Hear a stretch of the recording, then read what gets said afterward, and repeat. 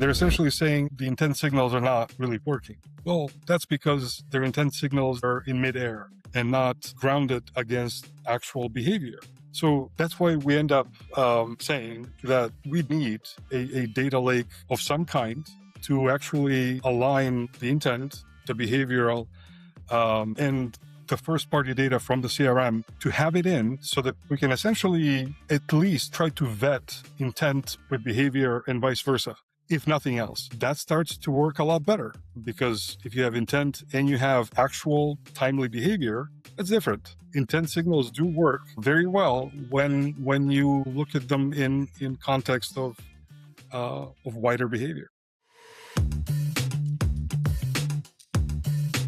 Hey everyone, welcome back to the OnBase podcast. I'm your host, Chris Moody, and today's episode is all about rethinking account-based marketing through the lens of customer experience, behavior, and design. So instead of treating ABM as a set of campaigns, we're going to explore how understanding what buyers are actually trying to achieve shapes more meaningful account-level digital experiences. And we have an incredible guest to jump in and talk about this today. So joining me today is Radoj Glisik, SVP of Digital Strategy and Design at Altudo.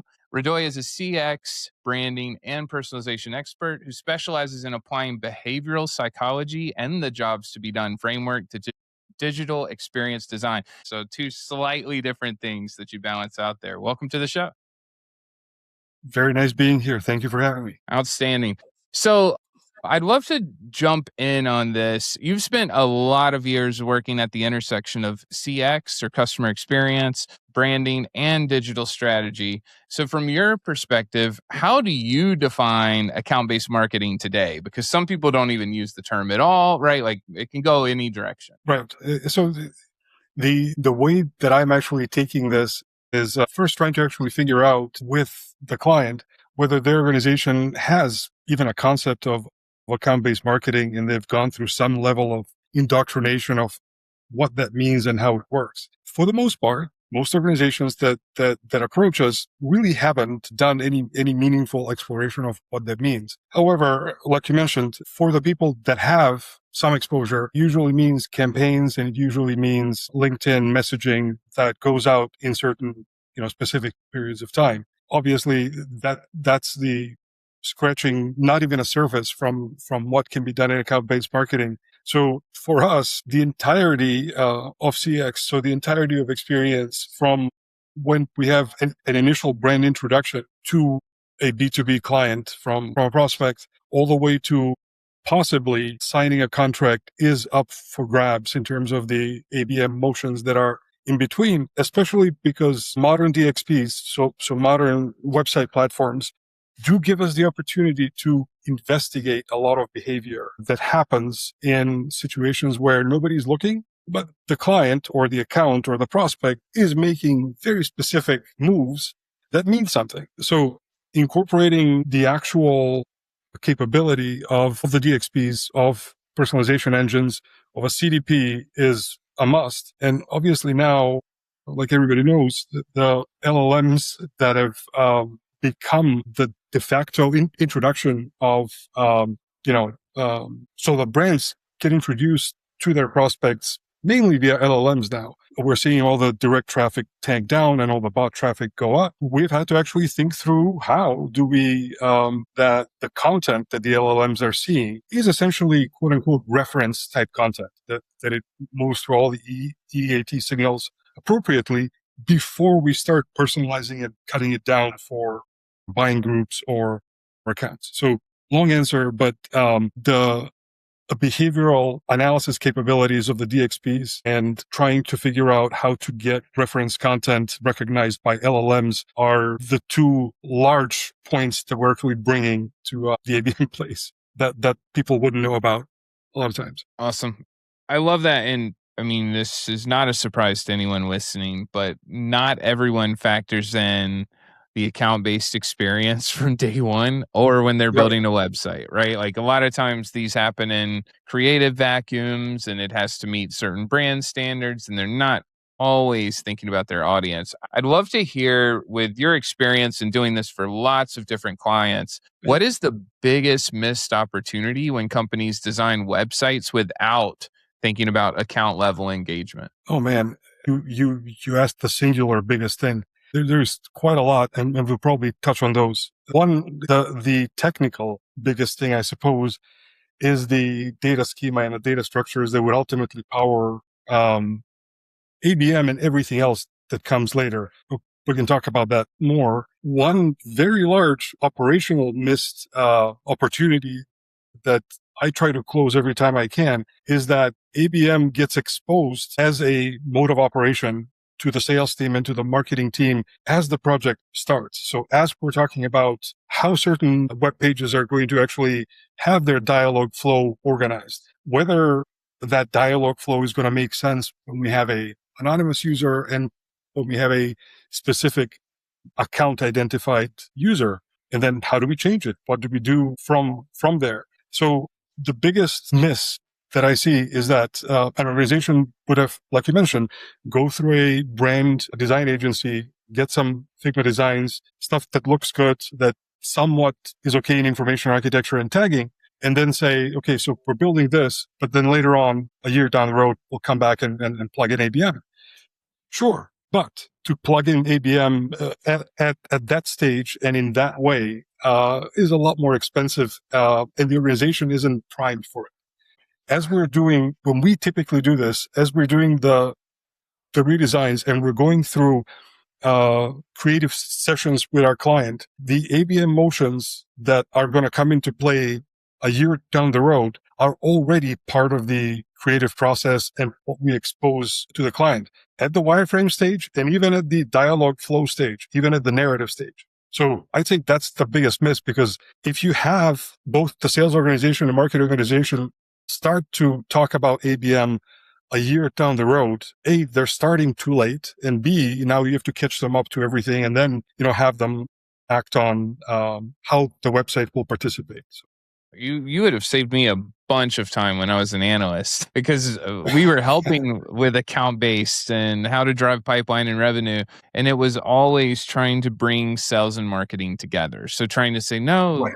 best sellers of the world. What we're talking about is what you've already done really well. This is just doing it at scale, and marketing helping you even more to be more personalized, more relevant, all the things. I'd love to hear, if you think about that future state. So once you get through the redesign a year later, what are the responsibilities of a website in an account-based motion once it's actually built for account-based marketing? Right. Couple of very specific responsibilities, like from the baseline. So one major responsibility for the website is to listen, and to listen for patterns of engagement that make sense to be known by either a marketing or a sales team on the other side. So listening for these patterns of engagement is priority number one. As you know, people that are on the other side of the buying cycle in B2B institutions, 95, 96, 97% of the time are not in market. They're researching, they're gathering information, they're figuring stuff out, they're vetting organizations, etc.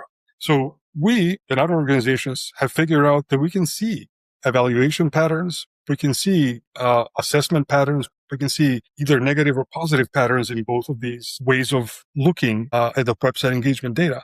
So priority one is for the website to listen, to gather behavioral data, recognize evaluation patterns and other engagement patterns, and essentially amend what Demandbase would give as MQAs with behavioral information and say, it does look like there is a procurement team vetting your organization for this type of an engagement. It's a clear pattern. We see it. Hey, we will inform you.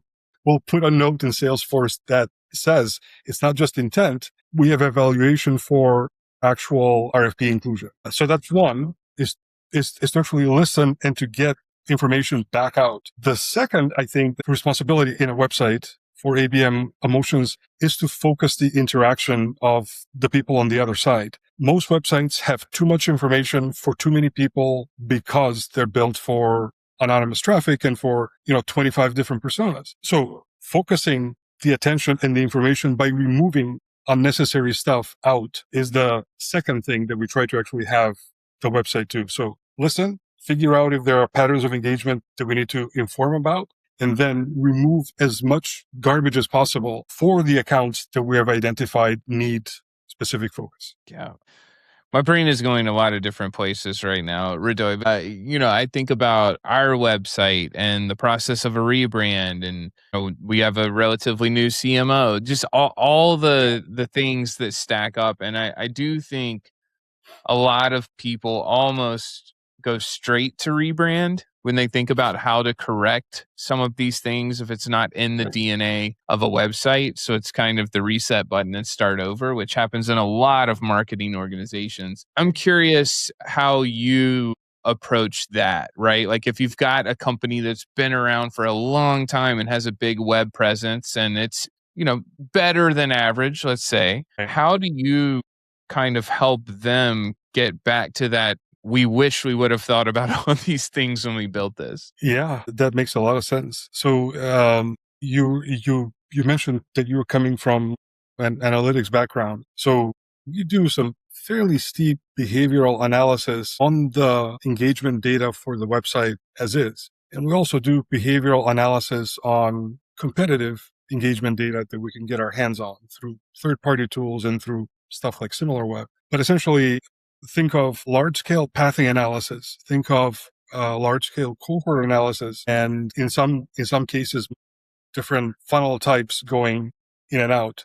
So we try to figure out whether the pathing through the website, the high-intent pathing of people clicking through the website, works through the navigation, works through the CTAs, works through the search engine. In the places where it doesn't, we obviously want to figure out how to fix that for everybody, but how to actually prep that fix to have more important information for the folks that are going into the account-based funnels. What we also want to do is to go through their content, through all of their content. And now that we have LLMs, attempt to classify all of their content that they already have, that they've spent millions of dollars producing over, in some cases, decades. And to the point you made, that has built them a lot of brand equity. Go through all of that content, categorize it and atomize it as much as we possibly can, and put it in cohorts, in buckets that would later be used for the type of personalization that we want to see in account-based motions. So we try to do, and this was a major manual effort in the past. Now it's not, thankfully, but we try to tell them then what types of motions can't be executed in the website the way it is, even though their brand presence is excellent. So what type of motions cannot be executed and why that's bad, what we need to actually go and fix. Second, we tell them that from their brand equity, from their content, what types of content are we going to atomize, extract, organize, tag, and repurpose for account-based motions. So that usually paints a picture for people who do know what ABM does or what ABM is intended for. For the others, it's a little bit more difficult, but that's where we start. Yeah, that's really helpful. And if we flip to the user experience on this, I'm curious about when you think personas and accounts and buying groups and the evolution of what the experience and personalization is going to look like based on that level of information. How does the digital experience and personalization change when you move from a persona to an account to a buying group? Yeah. I'm probably not going to compare it from personas to accounts to buying groups, but I'll just paint a little bit more of a picture on what we attempt to actually do. So I mentioned just earlier that we try to construct these buckets of content, cohorts of content that are tagged with very specific either taxonomies or specific ad hoc tags that we know we're going to use in certain cases. We try to actually get that content to be the source content for LinkedIn motions, for email motions, and for website motions in a coordinated manner so that we're not really asking the marketing team or the sales team to be writing a flavor of this for the email, flavor of this for LinkedIn, flavor of this for the website. We pre-think through those eventualities and say, we're building these cohorts of content that they're going to be stored in the DXP, knowing that they're going to be used in the motions that are coming down the line. So for the experience, we try to actually build the source information that will power the experience in all channels fairly quickly and in an organized way, thinking through all the motions that we know are coming down the line. Second, we try to do, other than the normal content personalization on the website, which everybody knows and does, we try to actually do both focal and temporal personalization, which is a little bit scarier for marketing teams when they hear it. It's a focal personalization simply means, like I mentioned a little bit earlier, strip away almost everything from the website that does not aid the movement of a certain account to a certain conclusion. This essentially means restructure the navigation, move stuff away into more details, get all the unnecessary PTAs and random cross-sells out of the way. Like, get everything out of the way so that we are walking down a specific path that's meaningful. So that's a little bit scary. People try to resist it first. Then we try to ungate as much information as humanly possible.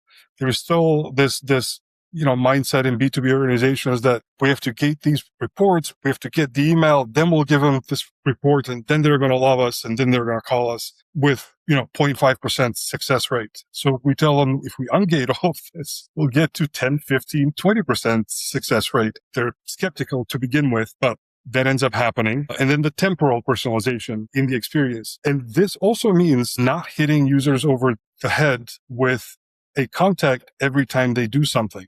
So we basically go from fire off an email every time the user takes a breath to fire off only these 3 specific emails in these specific triggering points and nothing else. So we do focus in a temporal way, focus in a spatial way on the website, and then organizing source content for personalization in a way that's powers everything down the line. Yeah, you mentioned triggers, and I was about to ask about signals. So the perfect segue that you built for us there. You talked earlier about notifying a procurement team or notifying sales that a procurement team was investigating. Just looking at their content, Yeah. So we know that there are an infinite amount of signals if we can parse through them all that come through a website. I'd love to hear some of your favorite examples of notifying sales or whatever the case may be, but identifying signals on a website that show that an account is progressing even before sales is involved. So what are some of your favorite examples or signals that you love to look for? Yeah.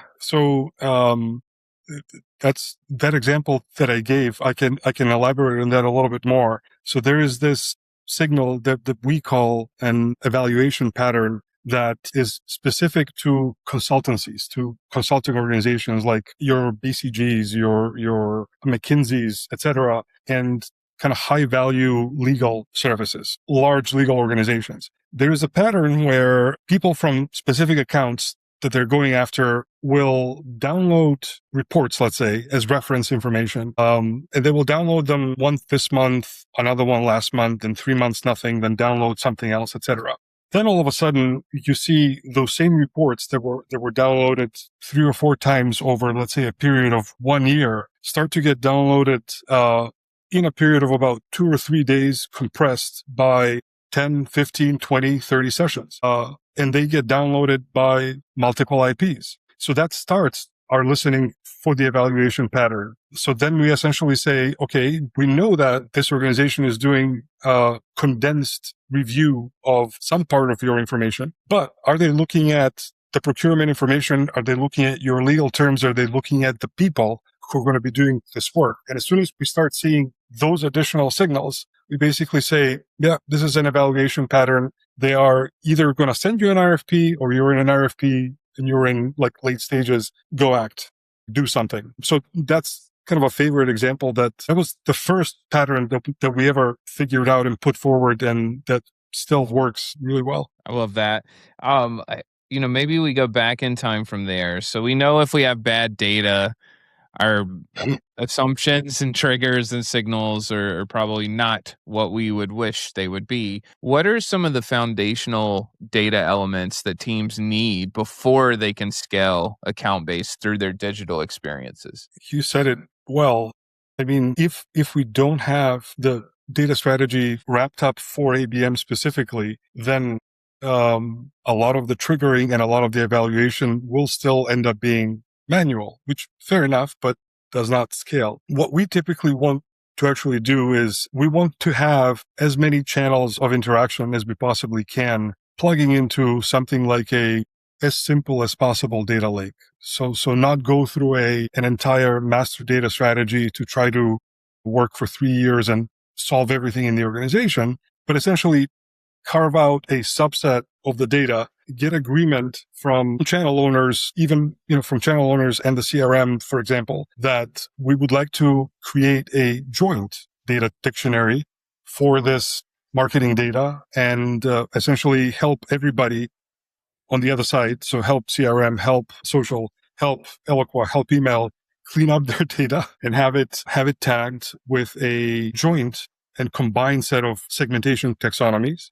So we say not only that we want to do this, but we'll help you clean up stuff in your domains. That gets people at least willing to share and to participate. Once that happens, we are essentially able to give them a lake structure that we know is going to power most trigger-based motions and actions, and is still going to use systems like the CRM as the system of record for account-based information. Is still going to send information to Demandbase and receive, let's say, high-intent keywords from Demandbase. So we tend to go to a data lake. We tend to try to make nice with the data owners and have them on board, because if we don't, then nothing happens. And we use the data lake structure, the structure that we have, as a starting point instead of going through a whole investigation, because we know how this works already. That's usually how we approach the data in ABM cases. Yeah, I love the alignment between all the tools there, because we often see LinkedIn posts that bash one singular source of data where it will be like intent data doesn't work, but it's not factoring in combining intent data with first party, with behavioral, and then how they all fit together. So I'm not sure if you have any rants loaded up on that topic. Man, I mean, yes, we can't. It's I've heard that as well, and I've come up. Well, we have come upon some cases where the client does have what they think is an ABM capability, but they don't. What they essentially have is they have one product. They have something like 6 Sense or something else that gives them a little bit of intent data that's not plugged into the CRM, that doesn't actually look at the behavioral signals from the website or from LinkedIn or from email interactions. They're essentially saying, well, the intent signals are not really working. Well, that's because they're intent signals that are in midair and not grounded against actual behavior. So that's why we end up saying that we do need a data lake of some kind to actually align the intent, the behavioral, and all other data that we can possibly, so the first party data from the CRM, to have it in so that we can essentially at least try to vet intent with behavior and vice versa. If nothing else, that starts to work a lot better, because if you have intent and you have actual timely behavior, that's different, right? Intent signals do work very well when you look at them in context of wider behavior. Perfect. Well stated. So you can avoid the trolling on LinkedIn the next time you see that. Everyone listening, don't take the bait. If I can just add one more thing there, what we try to do with organizations is to essentially tell either their one sales team or multiple sales teams that our goal is not to inundate you with MQAs every day, give you like 35 MQAs that you then have to sift through and figure out whether that intent made sense, didn't it, under the context of opportunities already in the CMS or contracts or records. We basically say, we want to work with you in a proof of concept so that we can calibrate this. We can calibrate the MQAs and the way that we're deriving points so that we give you only the meaningful MQAs that you otherwise would not get. So that if you know already that somebody's interested, I don't want to fire 35 MQAs in a week and tell you these people have intent. You know that. Great. But are they acting on the intent right now? So we tend to say, we're going to try to limit actually the amount of exposure you have to the ABM program by only giving you stuff that we know for a fact is meaningful and you need to investigate and act on now. We may miss some, but the ones that we'll give you are solid. What's one of your favorite examples of how embedding account-based marketing into a digital experience changed outcomes for a client? Yeah. Well, I'll give you an example of a project that's ongoing right now. It's a large financial services organization. Can't mention them now, but hopefully we'll get them on this program or another one. Large financial services organization that has around 25 business units that all go to different markets, they'll have different motions. They'll have separate BD teams, etc. And we're doing a proof of concept for the ABM program that we have in place. And we're slowly onboarding willing business units who are willing to experiment and to actually give the program a try. So we'll onboard a business unit, go through training, try to have them work with the ABM coordinator, try to figure out whether this is a priority account, etc., all of that.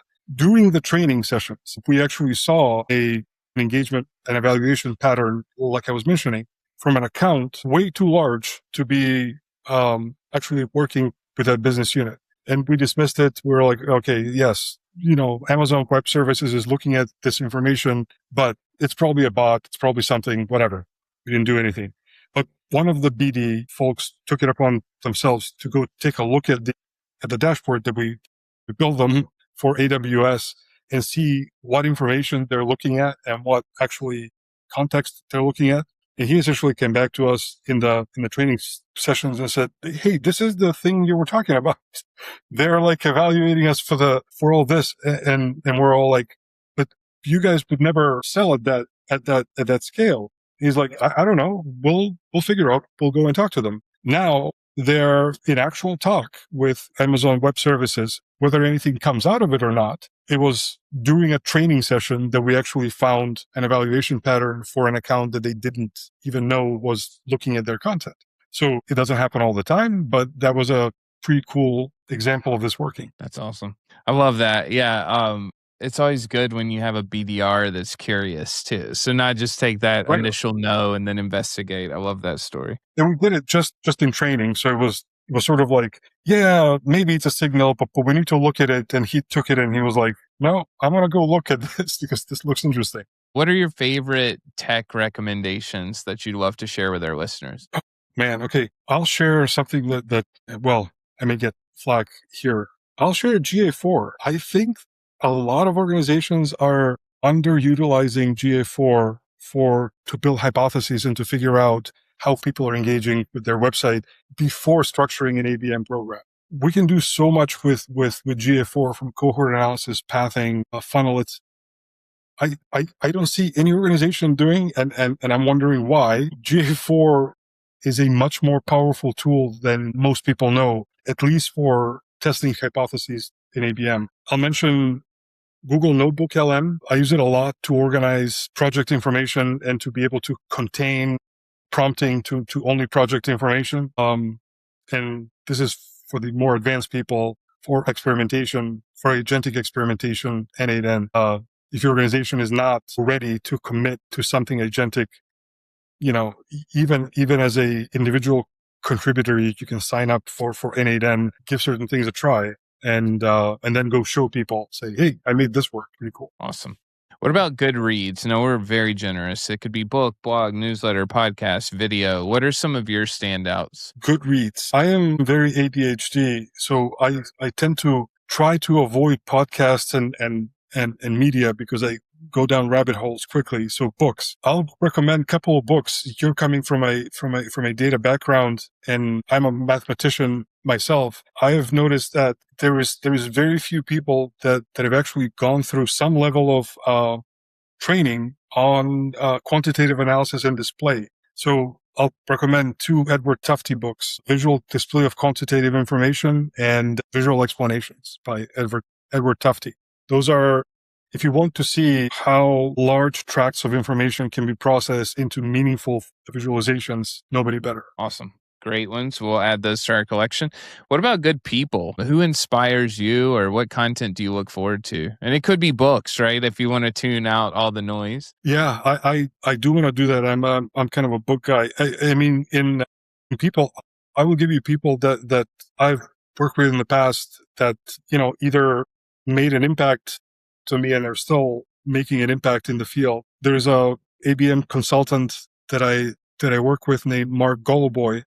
He has been kind of a confidant friend and, helped structure ABM strategy. Excellent guy.